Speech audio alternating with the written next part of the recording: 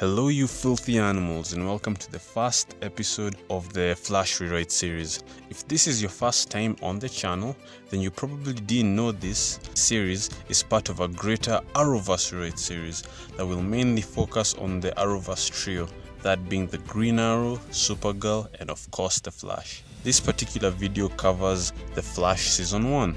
You're probably wondering, why would anyone want to rewrite the Flash Season 1? Well, the answer to that is that the whole point of this rewrite is to use the power of hindsight, knowing where every storyline ended up going and knowing how the fans reacted to them to try and improve the Arrowverse. And to do that, certain things need to be set up early in order to fix the less popular seasons. You'd be hard pressed to find a person who disagrees with the fact that the future seasons of The Flash weren't quite as good as the earlier seasons. So if you want to set up improvements for those seasons, well, they have to be set up early. And so that means that I will add, delete, or change certain aspects of the seasons which are considered to be perfect, just to, set up those future plot lines. So before we get into it, let me ask you to consider subscribing to the channel and liking this video. And without wasting any more time, let's begin. So despite what I just said in the intro, I actually have absolutely nothing to change about the main plot of the original season 1. I have rewritten and will rewrite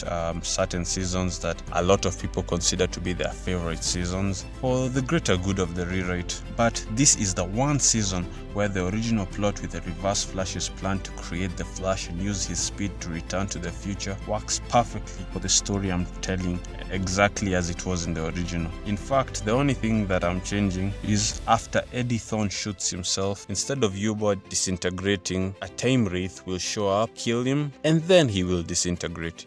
First of all, he'll say, "I've controlled your life for so long, Barry.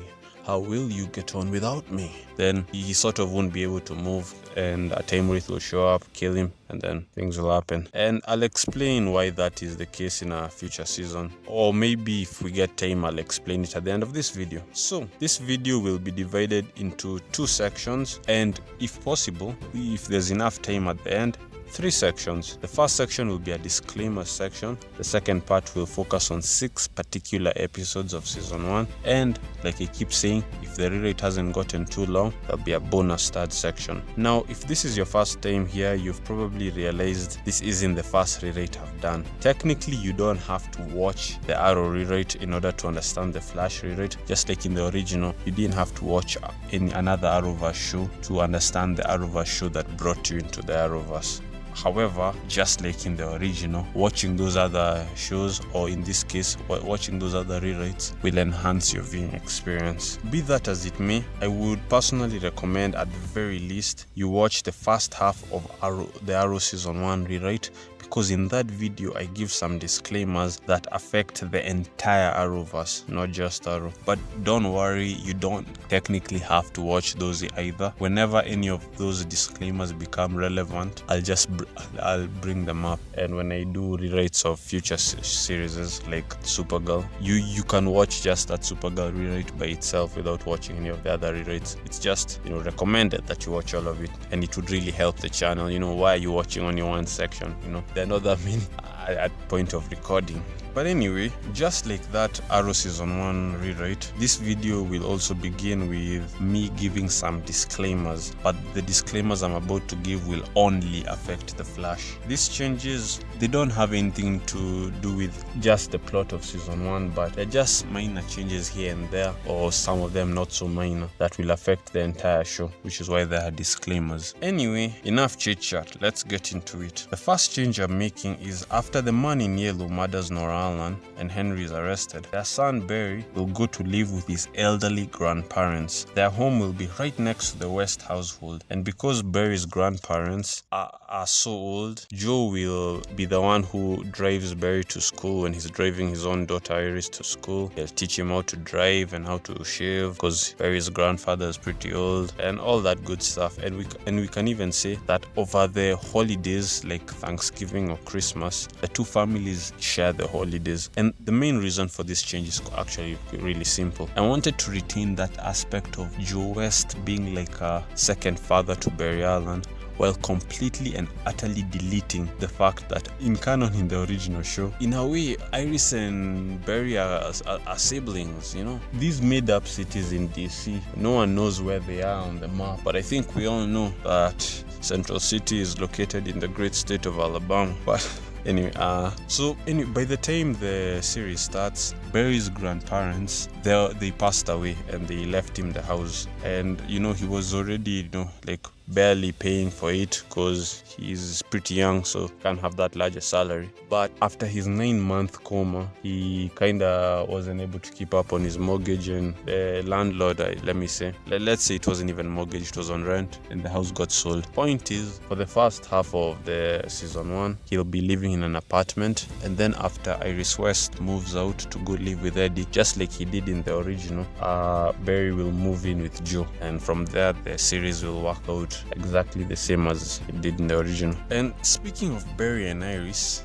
this is disclaimer number 2. Speaking of Barry and Iris, I wanted to talk about them as a couple and why most Arrowverse love interests tend to feel like worse pairings for the main character than the potential side interests. It's a simple matter of making the love interest endearing. I can make my point using Flash characters, but I think it would be actually much easier to explain the point I'm trying to make with Arrow characters. Even as a Flash watcher, you probably already know that Oliver eventually gets married to Felicity Smoke, but what you probably didn't know is before Felicity there was someone else. This, who you can see on your screen right now, is Dinah Laurel Lance, aka the Black Canary, and in the first 1.5 seasons of Arrow, she was and in every other iteration of the two characters I've seen, minus I think Smallville, she and Oliver Queen always end up together. And in that first 1.5 season, she seemed like she was gonna be the main love interest for Oliver. So you're probably wondering,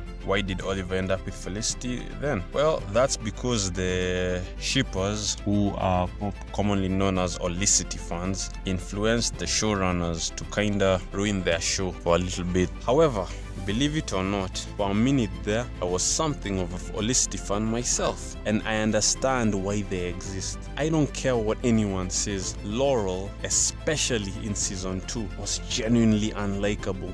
The point I was making earlier about making love interest endearing is so perfectly proven by Arrow season 2 and Arrow season 4. So back then, during the events of Arrow season 2, when Felicity was just the main tech girl of the team who made us all laugh and just seemed like an all-around nice person, whilst Laurel was busy getting into fights with everyone and hunting the Arrow for no reason, or for a reason that we as the audience know is completely baseless. I mean, what do you want me to tell you? Human beings tend to compare things by nature, and when the main love interest is going through some annoying but necessary character development, well, there is this single other option right here. It's no surprise that Olicity as a ship became so popular. However, as we all know, eventually Olicity became the main thing and Laurel was cast aside, and in season 4 we saw this other side of Felicity Smoke, where most of us realized this bitch is crazy.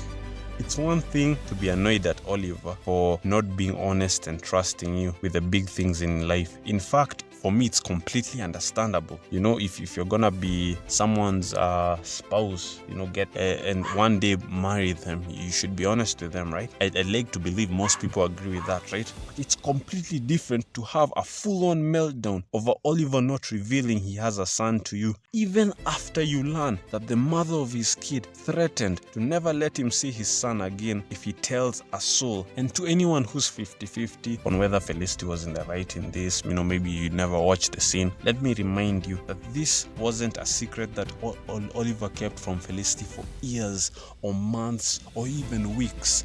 No, it wasn't even a secret he kept for days. It was mere hours after Oliver learned he was a father and Felicity went crazy and broke up with him. just because he didn't reveal that he had a son, when he just come from being told that if you tell anyone that William is your son, I'll never let you see him again. Oh, what, there's something wrong with Felicity. And it's the exact same situation with Amber from the Invincible TV show, where originally you understand where she's coming from, even if you disagree, because you know that Mark's invincible, he's not a coward, he's the one who came and saved you all, but you understand why Amber would think the way she does. Then all of a sudden you learn that, oh no, she knew who Mark was the entire time. So now all of a sudden, her initial reaction where she was calling him a coward, you're like, what's wrong with this person? And the worst part about that change, the Invincible one, is that that's not how Amber reacted in the comics. I've read the entire Invincible run. It's the exact opposite. I have no idea what the writers thought they were doing. Maybe they thought they were doing something special, they were cooking, but they burned down the kitchen. That's why in season 2 they had to do some major course correct. So going back to Arrow, all of a sudden Laurel has become the person who's not the main love interest, who's on the side, being so likable as the Black Canary, whilst Felicity, who was once so nice, so sweet, so funny, has become the single most hated character on this entire show. And that's a characterization that would follow her all the way to the end of Arrow as a TV show. Obviously she became less hateable, she mellowed out a bit, especially in season 5, but who can forget that overreaction, Now, it's not that I don't think that love interests should have flaws. I definitely do, which is why in the Arrow season 2 rewrite, I kept the fact that Laurel was on a drinking spree, because it makes sense for her character and it just makes her so human. But I also think there should be a level of common sense to the things these people do, which is why I removed her hunting the Arrow, because I just felt like it was drama for drama's sake. Now, switching back to Iris West, because obviously she never really became even as close to being as unlikable as season 4 Felicity, but like I just came from saying, human beings are creatures of comparison.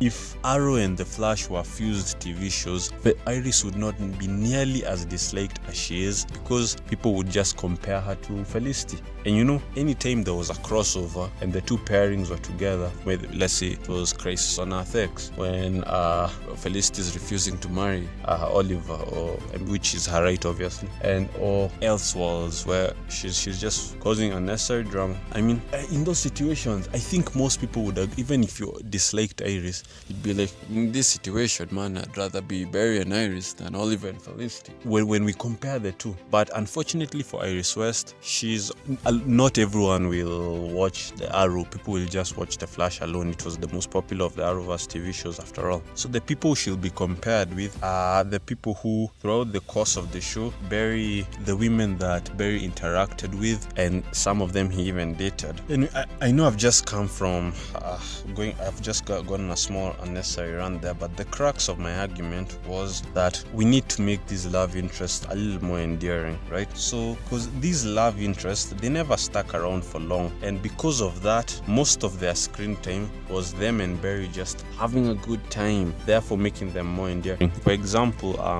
let's look at Linda Park, who I'm going to get back to in a minute, because put a pin in her for now. But if we look at her short 3-episode run, most of it was them just playing, going bowling, or taking hot peppers, So that's the characterization that will stick in people's minds, And it's not like they didn't have an argument; they definitely did over Iris, and it's what caused them to break up. But you get what I'm saying, right? It shouldn't be that over 50% of the interactions between Barry and his main love interests are more negative than positive. And like I said, the reason why this is the case for the smaller love interests is because Iris has more screen time than all those other potential love interests, except maybe Caitlin, because Caitlin was introduced earlier than even Iris, and Caitlin is someone who a lot of people wanted Barry to end up. So how do we counteract this, you may ask? Does this mean that we have to make every other dateable woman in Barry's life horrible just to prop up Iris, or make it so that Iris and Barry never argue and it's always sunshine in paradise? Well, the answer to that is yes.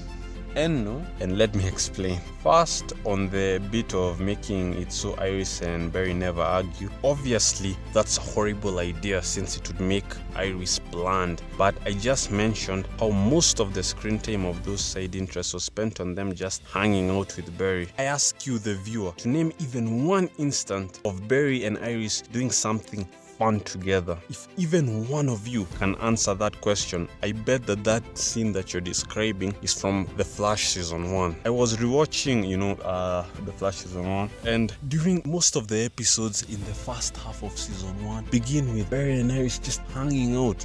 Maybe they'll come out of the movies and Barry is just being a nerd, talking about how the effects were and things like that, and Iris is just there just laughing. Or, in the second half when they go bowling and they're both ruining their love lives. But at least they're having a blast. Small things like that, This should happen in other seasons, not just season 1. And it may sound like a small thing, but I believe it would go a long way to make Iris more endearing. When, as a couple, over 50% of their screen time together is them being happy, not always an argument, You surely understand what I'm saying, right? A relationship shouldn't just be conflict after conflict. There should be fun and joy. A lot of people will argue that, just replace Iris with Caitlin or Linda, or my personal favorite, Patty Spivot from season 2. And to those people, I say every single thing that you dislike about Iris would become a characteristic of whoever you want to replace her with, unless the thing that you dislike about Iris is that she's black, in which case I guess replacing her would make you happy. But other than that, all those things, maybe you dislike how Iris became the leader of Team Flash out of nowhere, or in season 4, or you dislike her saying that probably her most iconic line from the show, unfortunately, "You are not the Flash, Barry, we are." Or maybe you dislike how she was against Barry when he chose to send Nora back to the future. Nora, his daughter, that is not his mom. Every single one of those things would be done by whoever you want to replace Iris with. If it was, let's say, Caitlin would be the same person telling Barry that you are not the Flash, we are. Patty would be the same person, would all of a sudden become the leader of Team Flash, even though she has no experience as a scientist. Or who else? Linda would be the same person who's there arguing, why did you take our daughter back to the future?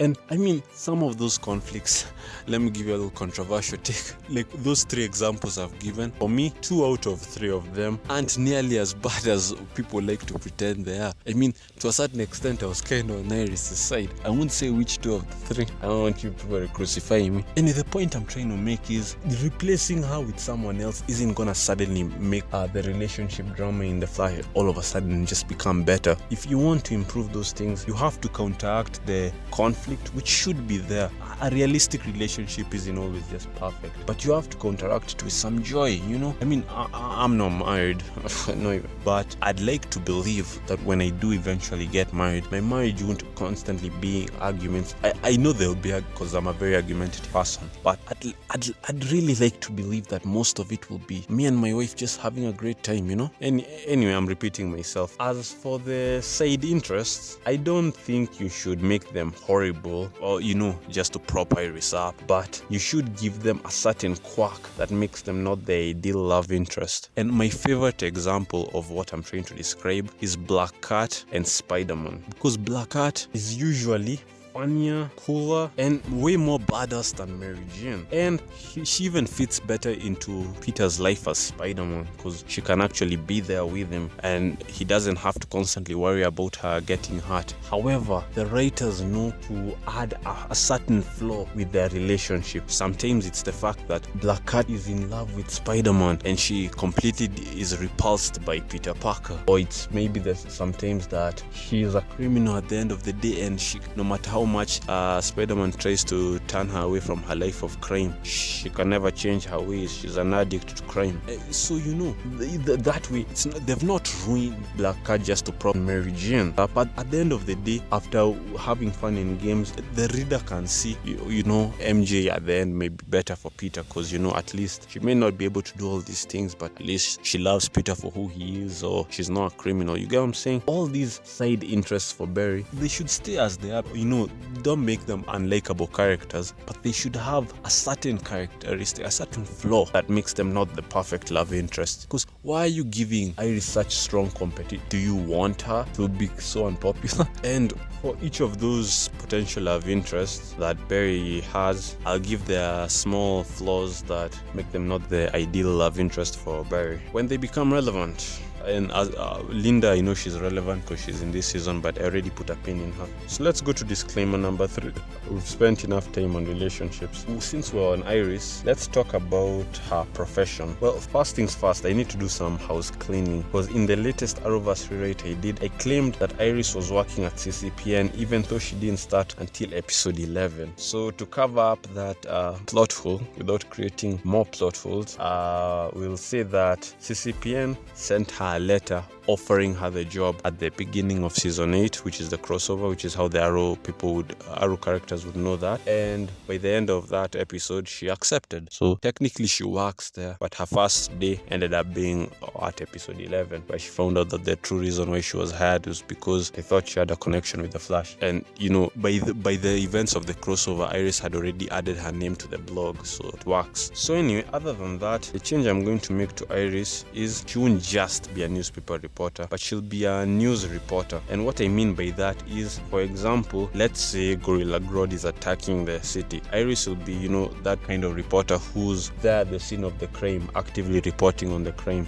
The type of reporter where when you're watching the news, the news anchors like, and now let's cut to Iris West, who's at the scene of the crime. Or tell us what's happening there at the ground. You get what I'm saying, right? I don't know the exact term. I'm gonna use news reporter. I hope I'm using the right term. But that's what our job will be. But of course, this won't happen from the beginning. It won't happen in season 1. She'll first have to work there for a little as a rookie. And then I haven't fully decided whether it will be on season 2 or season 3. But by the time we get to season 2, I'll already know. But around that time is when she'll make that transition. So let me explain why I made this change. I think most of us realized when season 4 began that the writers didn't know what to do with Iris. Or even in season 3. I kind of see their issue, Well, not to say that a newspaper reporter can't have interesting plot lines. I mean, just look at Lois Lane. But I didn't want to turn her into Lois Lane 2.0, which is kind of what she is in the comics. But a lot of these love interests are Lois Lane's 2.0s because Lois came before any of them. And especially since we will already have Lois Lane in the Arrowverse pretty soon, She'll be introduced a lot sooner than she was in the original. So Iris has to stand out, right? And the reason why I specifically picked a news reporter is because my personal first introduction to the character of Iris West was in Young Justice, and in that show, that was her job. That she was reporting at the scene of the crime. And even though she barely had a presence in Young Justice, and she had a huge presence in 9 seasons of CW's The Flash, I never forgot that was her job in that show. So to me, that it fits her better. And this career change will allow me to keep Iris forever interesting, which is something the writers could never do, because I think it would be very, very easy to have interesting storylines for someone who's actually reporting at the scene of the crime. It would be super easy, barely an inconvenience. Okay, now I know this isn't how the news industry works, but this is a fictional world, so cut me some slack. But we'll say that she'll be required, even though she's a news reporter, to write an article a week or something. First of all, we'll say that CCPN, Central City Picture News, is a branch company of Central City News, the journal news company. And so the reporters are required to still write articles for the newspaper because they're trying to save the business. It's a dying business. Simply because I personally would have loved to just fully transition her into a news reporter, but Iris's one of her most defining character plot lines from the TV show is that she writes that very iconic newspaper, the one which Hubert uses as his whole thing to see if the timeline has been changed or not. And I wouldn't take that away from her. In fact, I've already planned out the exact moment where she's gonna write it, and because I don't think she wrote it in the original, and if she did, it was probably around the Red Death arc. But that thing clearly said Crisis, and we all know it was referring to Crisis on Infinite Earths. So yeah. let's move on to the next disclaimer. So, switching back to Barry Allen, his characterization in the comics is as a forensic scientist who's constantly late. And even after he gains super speed, he's constantly late. It's something that would highly define him, you know. And this is another thing that they did in the first half of season 1, where Barry is constantly late and people keep commenting on it. Even Oliver, during the crossover, he's like, "How are you late? How can you have super speed and always be late?" And this is a great characteristic of Barry that they completely got rid of after the second. After that, the only person who ever comments on him being late is Captain Singh, and it's very rare. And he'll be like, "Where's Alan?" And Alan will show, and that's them. I'm bringing this characterization back. I'm gonna say that no 5 episodes in a row will ever pass without at least one person commenting on the fact that Barry is late. So that, I doubt that any Flash TV show watcher, even though they've been watching the show for 9 years, if I ask them to describe Barry, the first thing they'd say, if they'd even say it at all, is that he's someone who's constantly late. But if the rewrite had been what we'd watch, I want it to be the first thing that comes to mind, that he's constantly late. And this will just be a little fun quirk here and there in the background until in a specific season, which I will not reveal which one, it will become a huge storyline that he was the fastest man alive, was too late when it mattered most. And that's why things are happening. Also, while we're on the topic of Barry, let's talk about the Flash's powers and how they act against ice temperatures. Now, regardless of how logical you find this weakness to be, I mean to dial it up to 11 in the rewrite. And cold temperatures or ice will basically be the Flash's kryptonite, or a speedster's kryptonite, not just the Flash. And this, of course, is highly relevant to Captain Cold. And also, one more aspect I was thinking of adding to Captain Cold to make him more of a threat, because I personally don't like the idea of making him a metahuman. I think it's pretty important that Barry should have some villains who aren't metahumans, just to diversify things. The same way I argue that the Arrow should have some villains who are metahumans. So, the reverse is true for the Flash. So the thing I was thinking of is, we can say that his ice gun, I don't know if that's the case in the comics, but I don't think so, emits kind of like a force field of cold temperatures whenever it's activated, and that's why he's always in a jacket even when he's not using it. And because of this force field of cold temperatures, the Flash can't just rush Captain Cold and knock him out. I guess you can argue, if you really want to, that all he has to do is get out of the range and then run really fast at Captain Cold, and even if the cold temperatures slow him down, the inertia of his original momentum will drive him into cold and probably even kill him. Well, first of all, the Flash shouldn't be killing people, and second, at some point you have to suspend your disbelief. A lot of people like to complain about why doesn't the Flash defeat his villains in the first 2 minutes of the episode. You know exactly why he doesn't. It's because every episode is 40 minutes long. What happens if he genuinely did do that? He defeated his villain in the first 2 minutes. What would we watch for the rest of the episode? Suspend your disbelief a bit. The same argument can be made for Superman and Kryptonite. Whenever Lex Luthor pulls out Kryptonite from his pocket, why doesn't Superman just get up and walk away, get out of the range, then fly a certain distance, then shoot at Lex Luthor like a bullet? And even if the Kryptonite affects, the momentum at which he was coming with will definitely knock Luthor out at the very least. But no one says that, because in our heads, every single one of us knows why Kryptonite exists. These heroes have to have some weakness. The same goes for the Flash, Anyway, so I'm going to really dial up this aspect of whenever it's cold, the Flash's powers aren't as strong as they're supposed to be. He's in danger. So when the audience is conditioned to always know this, that whenever the cold temperatures are happening, Flash is in danger, when a more powerful character who can make things even colder than Captain Cold makes her villainous debut, the audience is very afraid of her, Now, number 6, which is a pretty small disclaimer compared to the rest. That newspaper that I was talking about earlier, the one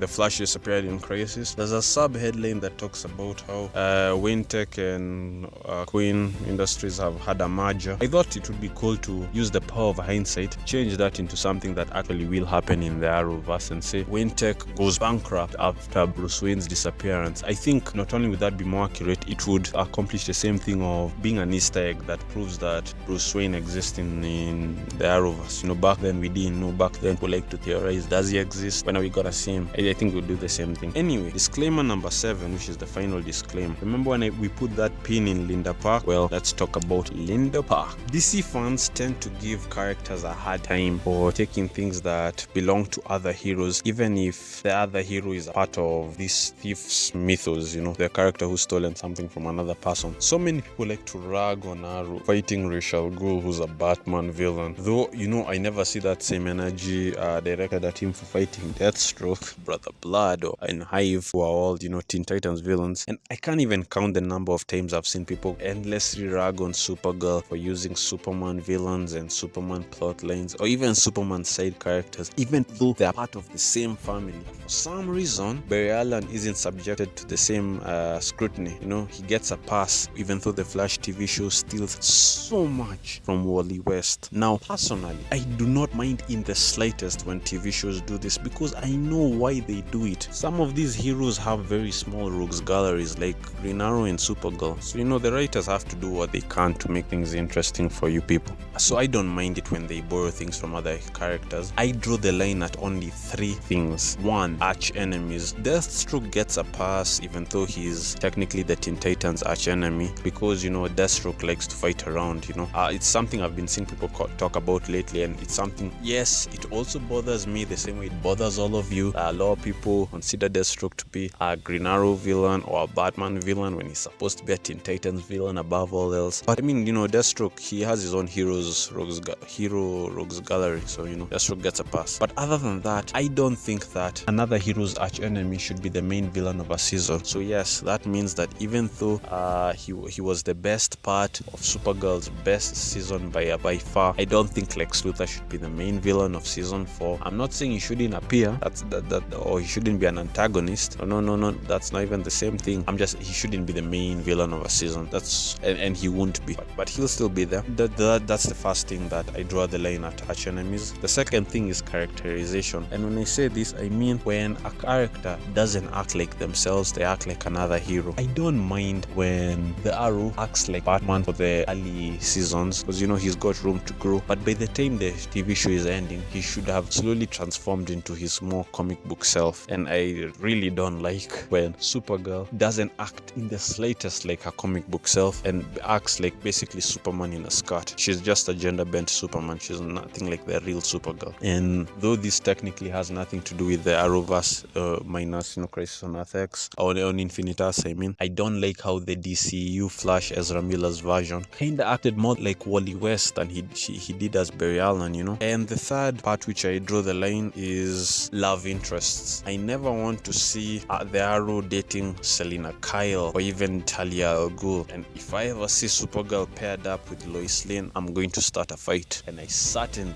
did not need to see Barry Allen dating Linda Park, who, if you don't know, in the comics, she's Wally West's wife and the mother to his kids. So anyway, how are we gonna fix this issue, you may be asking? Well, if you are one of those people who chose not to watch the Arrow rewrite series, first of all, why? Give it a chance. And two disclaimers that I ended up giving in that Arrow season 1 rewrite video is, 1, the rewrite will be divided into 2 parts, pre-crisis and post-crisis. And 2, another disclaimer was that I would recast some characters, but only using actors and actresses who appeared in that show or in the general Arrowverse. Although I haven't recast anyone and I took an actor from another show, every single recast I've made was from that exact same show. So basically that means that I won't sit there and say, I didn't like the actor for Weather Wizard, I think The Rock should have played him, or Tom Cruise or whoever. No, instead I'll take someone like, I'll say maybe Cisco's actor should have played him. That's not a change I'm making, that's just an example I'm giving. Now, if I had no plans for Linda Park as a character, I'd simply say that her actress, instead of playing Linda Park, plays another character. She plays Kimiyo Hoshi, who, if you're wondering, is Dr. Light from the comics.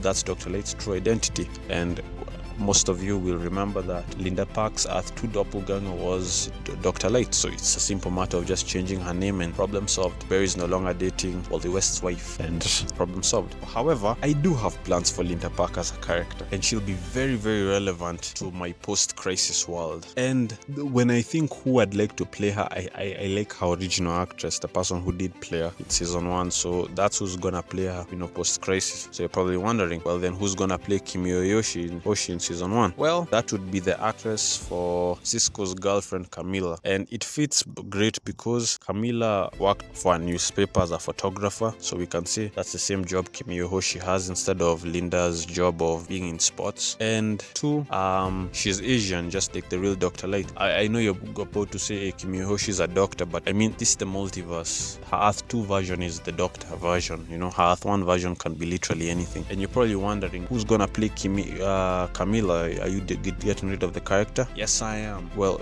instead of wasting the development that we all had to watch in season 3 and season 4 and how we'd grown to love Gypsy as a character, just to add a new character, just keep Cisco and Gypsy and develop their relationship further. I have great plans for their relationship. It will actually affect the plot a lot because their power is to travel the multiverse, and the big thing of this entire franchise is the multiverse will be destroyed eventually. So I guess one more disclaimer that I did add in that season 1 rewrite is that I would ignore some certain things. I know certain actors didn't want to stay in the show, but since this is a rewrite, is not the real thing. I can ignore certain things and just say that in my rewrite they did want to stay. I guess in a way I'm rewriting the real world. So yeah, that's the case. Linda Park's role of dating Barry for season 1 will be taken up by Hoshi, the actress of Camila, and the original Linda Park herself. It's not that she won't exist, or she's actually one of the first Flash characters we ever saw, because you may not remember this, but the woman who's reporting on the TV saying that the particular accelerator something's gone wrong and it's about people are being told to evacuate, she introduces herself as Linda Park. So we can see in the rewrite her original actress, that the person on the TV will continue playing her until Linda becomes more relevant, and technically her job is the job that I want for Iris, where she reports at the scene of the crime and she still works at the newspaper a little. And after that, eventually when she becomes more relevant, then she'll be recast to the actress who ended up playing her. And as for the one flaw that makes Hoshi not the perfect love interest, well, honestly I think Hash is kind of fine that she is in the original. We can just say that in the rewrite, just like in the original, she didn't want to play second fiddle to Iris. So unlike in the original, where Barry is the one who comes and breaks up with her, in the rewrite Hoshi is the one who comes and breaks up with Iris, with Barry I mean. And because Barry kissed Iris in the timeline he erased when he was facing Weather Wizard stopping that tsunami, in his head he's thinking of Iris. So I guess as a side effect of thinking that things are gonna work out between him and Iris, he won't react too broken up about it when Hoshi breaks up with him, which is something he kinda did in the original, and this will convince her that he never really cared about her, and so she'll kinda dislike him for the rest of the show, or until she becomes relevant again, which I doubt she will, but we'll see. Actually she will be relevant in season 2. So her flaw is that she hates him. It's pretty simple, right? And with that, let's get into the second half of the rewrite. So despite me saying earlier that I had nothing to change about the season 1 plot, there are 6 particular episodes that will be reworked. They are episode 1, Pilot, episode 4, Going Rogue, episode 8, Flash vs. Arrow, episode 18, All-Star Team Up, episode 19, Who is Harrison Wells, and episode 22, Rogue Air. And the common theme between all these episodes is they all feature cameos from Arrow characters, and due to the huge changes to Arrow season 3, these episodes will change. Now, half of these episodes feature small cameos, and we'll start with those ones. In the pilot, Barry runs to Star City to ask the Arrow for advice, and the Arrow tells him that he can inspire his city in a way that, Oliver never could, running through it like a guardian angel. It's a beautiful scene, and I have absolutely nothing to change about it. However, in the Arrow season 2 rewrite, I did mention that that Dinah, who is Laurel Lance in the rewrite, and that's how she's called in literally every other iteration of the character. Anyway, Dinah escorted Barry to see the particle accelerator. So, I mean, since this is the episode where we see the particle accelerator blow up, and I did say that she escorted Barry all the way to Central City, it wouldn't make a whole lot of sense to not get a glimpse of her. But at the same time, this episode really shouldn't be featuring too many Arrow characters. This is the Flash pilot episode. So, I guess we can get a scene of Barry just calling Dinah to say, oh, I'm on my way, I'm leaving.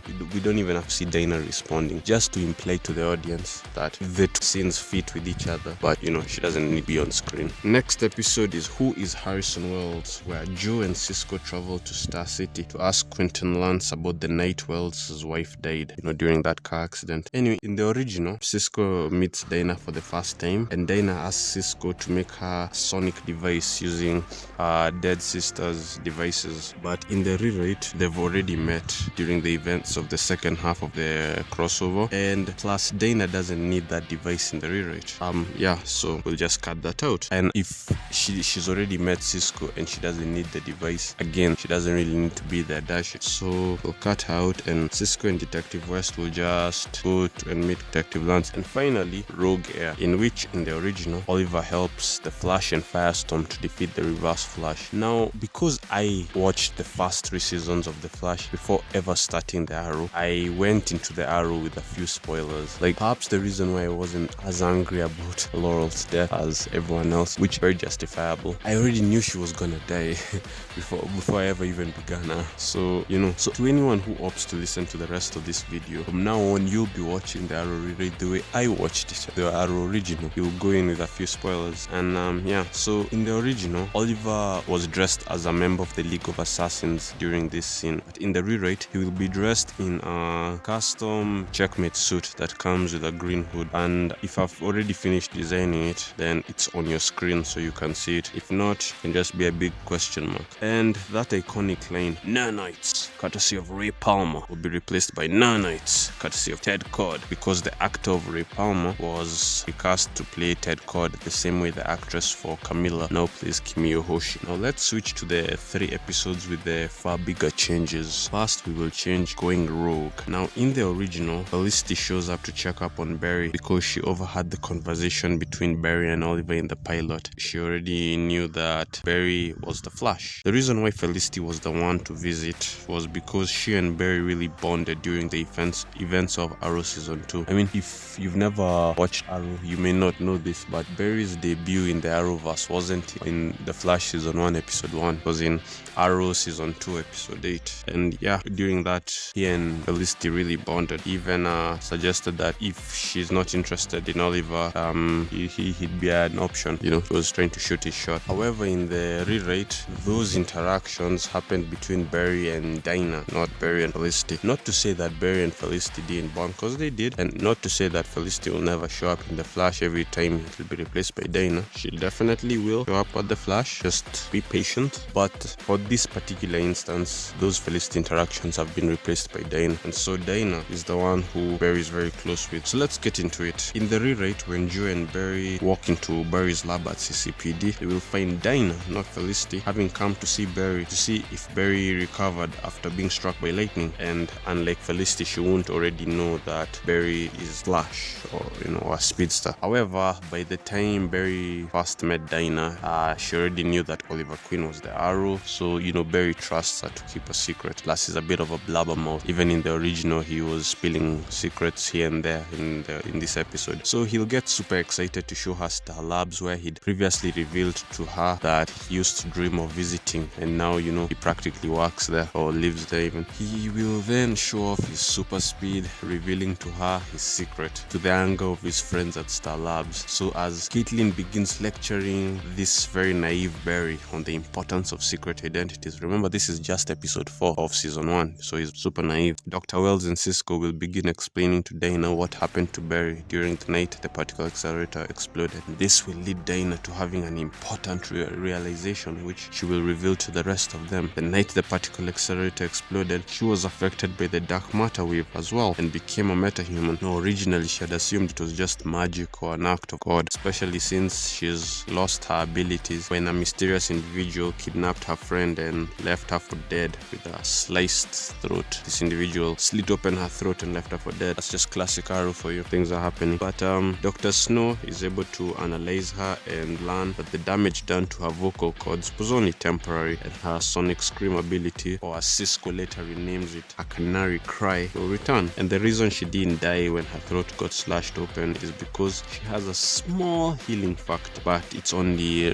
limited to her throat muscles, not the rest of her body. The team at Star Labs will then help her learn how to use her abilities, though they won't help her that much. She'll unlock more about her abilities in Arrow, and obviously it shouldn't happen on the Flash because her throat's not fully healed. Yes, it's got a healing factor, but it's not fully healed, so there's only so much they can do for her, but they will at least help her understand the basics. And this will replace Barry, Iris, Eddie, and Felicity going out for trivia night. So during the screen time that the trivia night was happening, or trivia day, because it was during the daytime, or was it? I can't remember. Anyway, it will be replaced with, Team Flash helping Dinah use her abilities. Although we will say that at some point Dinah and Barry will go to Jitters just so Iris can see Dinah and Barry together, and Iris can try and hook Barry up with Dinah, saying that women don't travel on a train thousands of miles to see a guy who they're not interested in, which is something that she said in the original. She'll say that they both have a passion for crime fighting, as a CSI and as a DA's assistant. But anyway, in the original, this was the episode where Captain Cold made his debut, and during the episode, Barry and Cisco came to conflict over the creation of the cold gun. So Dinah will essentially give the same exact advice Felicity gave to both of them, simply worded different since she didn't join Team Arrow as early as Felicity, and technically even now she hasn't really joined Team Arrow. So, instead of saying, by the time you met us, wow, a well-oiled archery machine, she'll just say, for Oliver's team to form, they didn't form perfect, they didn't trust each other, people were always so unstable. She'll talk about how her father used to be such a hater of the Arrow and would hunt him down thinking he's a criminal, and she'd always try and defend him. But now the city is really turning around and they all begun to love the Arrow, well, some of them anyway. So things will work out between him and his team. He's just gotta give it time. And during the final standoff against Captain Cold, where Cisco makes his bluff with the Star Labs vacuum cleaner, claiming that it's a more powerful cold gun, Dinah will make a double bluff, pretending she will use her powers, where she'll do a small scream that will save Barry from being frozen when Cap starts aiming the cold gun at the Flash, and then she'll threaten, you better watch out, I was only using 1% of my power. But in reality, we the audience know that she only had enough energy for one scream, because throat's not yet fully healed, and that scream that she did was the best she could do for now. Just a little bluff, just so it fits with the plot of the episode. Anyway, just like in the original, the episode will end with Barry meeting Dinah on at her train home, where they will both express how perfect they are for each other, but they are both busy pining for people they can't have. Then they'll kiss and say goodbye. And I know some of you will say, you just said you didn't like when heroes share love interests. And I do, I still stand by that. But that is mainly in reference to characters whose main trait is that they are love interests. Characters like Lois Lane or Steve Trevor or Mary Jane Watson, who, yes, they're characters in their own right, but the average person, if you were to ask them who this character is, the first thing they'll say is that this and this is the love interest to so-and-so superhero. But the Black Canary is more than that. The Black Canary is a hero in her own right, not just Arrow's love interest. In fact, some may argue that the Black Canary is a little bigger than the Green Arrow. But anyway, the point is, if heroes like the Flash and the Green Arrow can have multiple love interests throughout the run of their show, then I don't see a reason why the Black Canary can't as well. She shouldn't be held to the same standard as main love interest. So I guess I take back what I said earlier about the Green Arrow and Catwoman, because one can argue Catwoman's also more than just a love interest. So yeah, I guess if at some point Catwoman and Green Arrow were to cross paths and fall in love, or just for a little bit, maybe a small fling and make out, I guess I wouldn't be too opposed to it, but probably Bruce Wayne would be.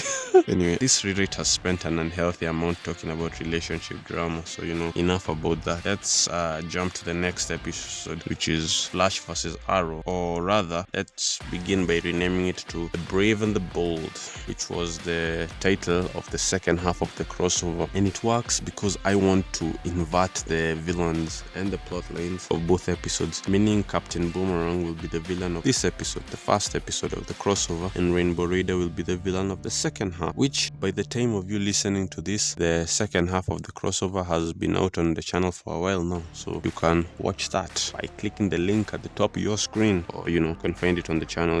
So the episode will begin with Captain Boomerang robbing a bank in Central City. You see, unlike in the original, his nanobomb malfunctioned and he escapes the Suicide Squad, but he has zero interest in revenge on Lila Michaels or anyone else for that matter. Instead, he wishes to get away, so he decides to stop by Central City for some quick cash to fund his life on the run in Fiji or Hawaii or whatever. And anyway, so obviously the Flash will show up to stop the crime, and then Captain Boomerang will throw dozens of boomerangs at civilians. The Flash will rush to catch them midair. The first one he grabs will explode, pushing him back, and the rest will continue heading towards the civilians. But before it's too late, several arrows will meet the boomerangs midair, diverting their paths and saving the day. Then the camera will turn to reveal the Arrow and his sidekick Speedy having saved the day, and the Arrow will say, "Nice mask," before using his grappling stick Arrow, and they both leave, and the Flash will remain there grinning, just like in the original. Captain Boomerang will use a flashbang to escape, just like he did in the original. After that,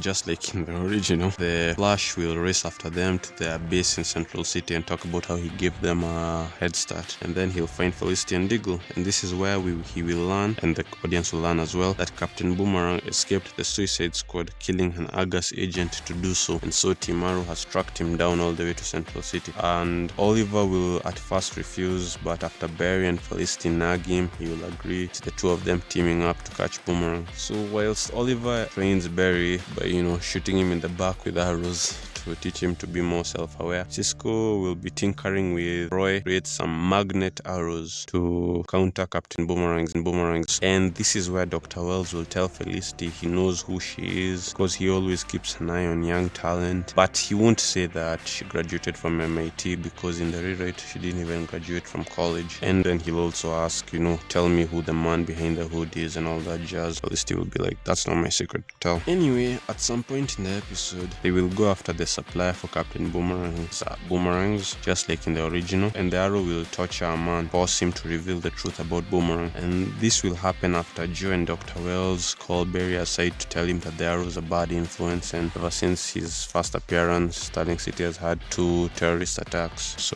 dangerous stuff. So after he sees Oliver do this, Barry and Oliver, they'll argue about the Arrow's methods and their different philosophies as heroes, but the argument will be too big to be resolved in this episode, and it'll get resolved in the second half of the crossover. And in the final fight, just like in the original, we will see Captain Boomerang has planted a bunch of bombs in random places, and the Flash and his team plus Team Arrow will focus on disarming them, as Captain Boomerang's fighting the Arrow who's using the new magnet arrows, and the bombs had to be disabled at the exact same time. If one was disarmed while the rest are still armed, the others would explode. Anyway, when the bombs have been disarmed, the Flash will run over to aid the Arrow, and he'll land the finishing blow because it's his TV show, so he's the one who should land the finishing blow. After that, we will see Diggle ask Cisco to make him a device that can hack a keypad lock, just like in a spy movie, how spies are always using these gadgets to hack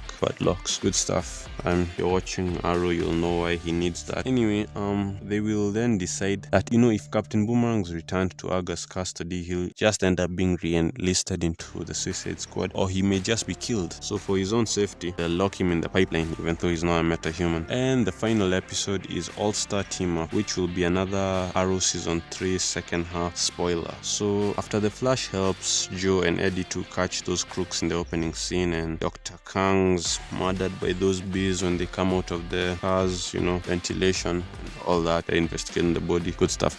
During that scene when Team Flash is giving random bee facts to talk about how someone would have died to bees, and Felicity shows up to say that, if you're running away from bees, don't hide in a lake or they'll wait for you. She won't arrive alone. Well, first of all, she'll be rocking her early season 7 look with the pink strips in her hair, and she won't be alone. She'll be accompanied by a woman who's dressed like a samurai, who Arrow watchers or just general DC fans will recognize as Katana. And Felicity will introduce her, telling the team that Katana has her back, and she'll advise none of them to get killed by her because a sword traps the souls of its victims. But when Cisco hears that, he'll geek out and ask to check out the sword. Meanwhile, Felicity will explain to Team Flash why she and Katana are here. They are on the run from Argus and Amanda Waller, and when Dr. Wells hears this, he will question the wisdom behind coming to Star Labs to hide, and Katana will say exactly, telling the audience that this was definitely Felicity's idea. Felicity, she's a genius and a brilliant hacker, but she's not exactly street smart, is she? And that's part of her adorable charm. For example, the pink strips in her hair is her thinking that she's completely disguised herself, just she got that naivety. But she is still a genius, and her coming to Star Labs was not some random choice. It's because she came here because she was hoping Team Flash would help her and to speak to Captain Boomerang to understand why his bomb didn't go off. But before I even get into that, I'm realizing that I never really explained why I inverted the crossover villains. Well, for one, Captain Boomerang is a more prominent Flash villain than Rainbow Raider. I mean, if I'm being honest, I've actually never seen the Rainbow Raider in anything other than the Flash TV show. I mean, I'm 100% sure he exists. I have seen some clips of him in some animated shows, so I'm not saying he's a made-up character. Again, I've not read every single comic out there, just like you haven't. I've never seen Raider in anything, and I've seen Captain Boomerang so many times in so many things. So he's a more prominent Flash villain, is all I'll say. And so now that I think on it, another change to episode 22 Rogue Air is that when Captain Cold breaks out the other rogues, Captain Boomerang should be one of the people who's broken out, so they'll all owe Captain Cold a favor when he ends up deciding to assemble the rogues.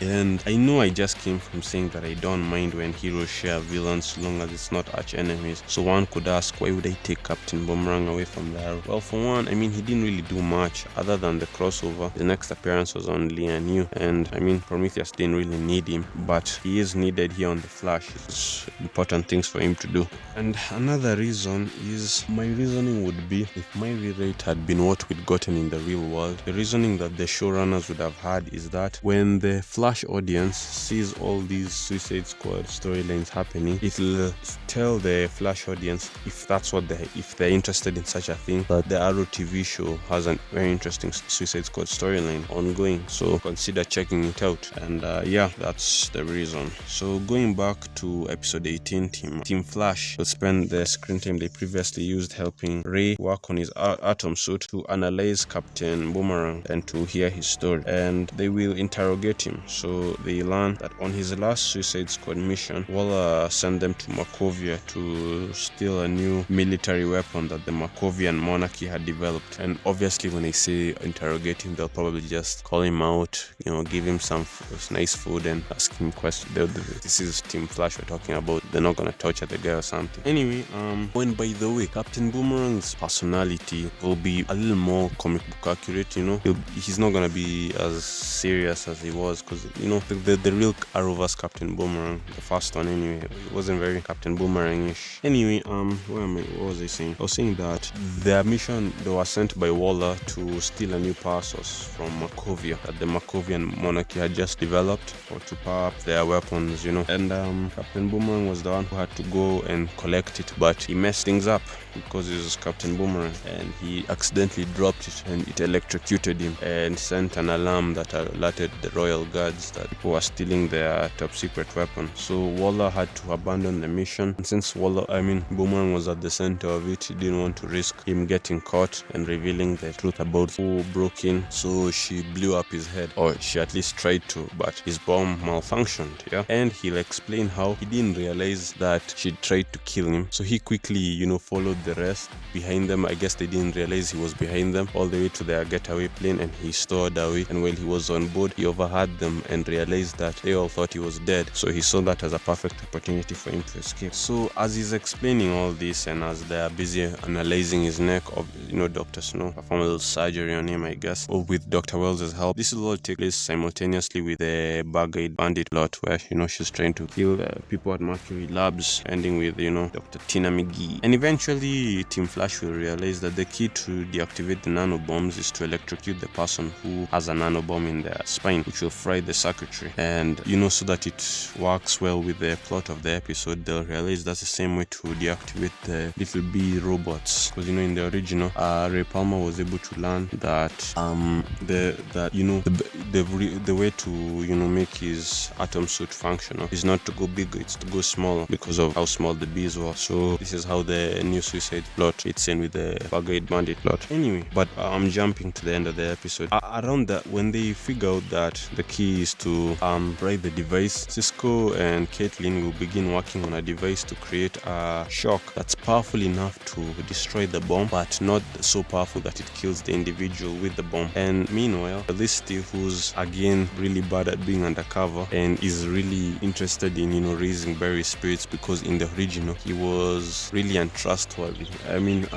Untrusting. He didn't trust Cisco and Caitlin because he thought that they may be in league with Dr. Wells, who by now he'd realized was the Reverse Flash. So Felicity will want to cheer him up, so she'll suggest they just go for that trivia night. And she's got her top hat, so she's completely undercover, a trench coat, she's incognito.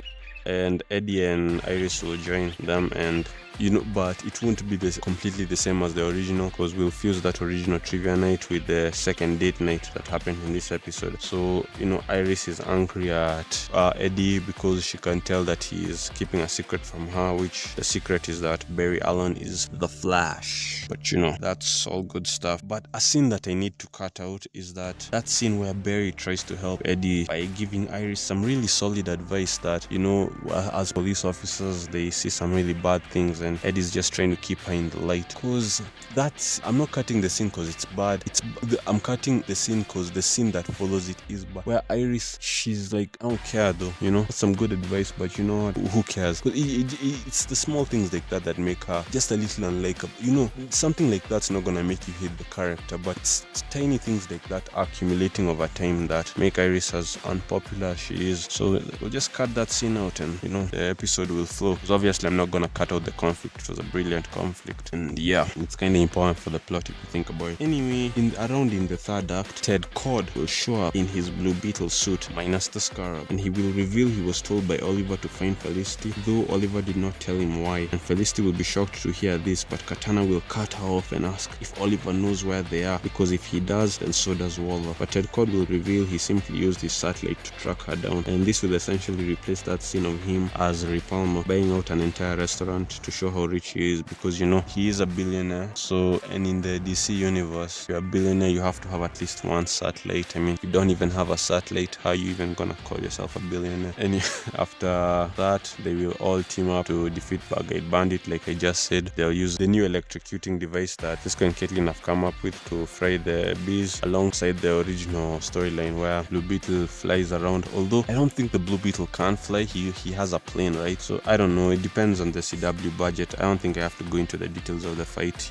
It will work out. The same beats will happen, including that scene where Felicity and the Bug-Eyed Bandit have a face-off, a hack-off, if you will, where they are both hacking against each other. But we'll cut out that scene where Felicity says that she's like my arch nemesis. I've never had an arch nemesis before. I kind of like it, because in the rewrite she has had an arch nemesis, and that's the way things are. But she will still have that rivalry with the Bug-Eyed Bandit, which I hope to develop further. After all that, Felicity will tell Barry, just like in the original, he needs to trust his teammates after they just saved his life in this episode. And Katana will say that if Ted Cord found them, Waller won't be too far behind. And Ted Cord will say that he can reverse engineer the electric device into something Oliver can use. And Felicity will conclude with the new device, saying that with the new device, they can now save all their friends and the remaining members of the Suicide Squad, including her father. And she hopes that this will bring them together as a family. and after that they'll leave. You know, at the beginning of the episode, they